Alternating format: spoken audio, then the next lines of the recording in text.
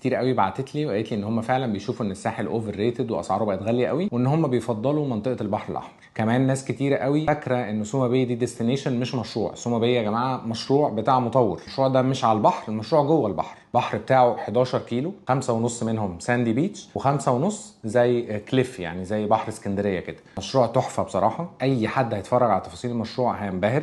5 فنادق اوبريتد اوريدي وشغالين من النهارده، اي حد يقدر يطلع فيهم اجازه مع اولاده ويتبسط. المشروع فيه مدرسه، كايت سيرفنج، يونتس من اول 7 مليون جنيه لحد 5 مليون دولار. الفيلل بقى الستاند الونز والحاجات دي كلها اسعارها غاليه طبعا، بس كل حاجه فيهم بتتميز بحاجه. انا شايف ان المشروع ده حلو قوي، تفاصيله مبهره. اي حد يحتاج يعرف تفاصيل يبعت لي.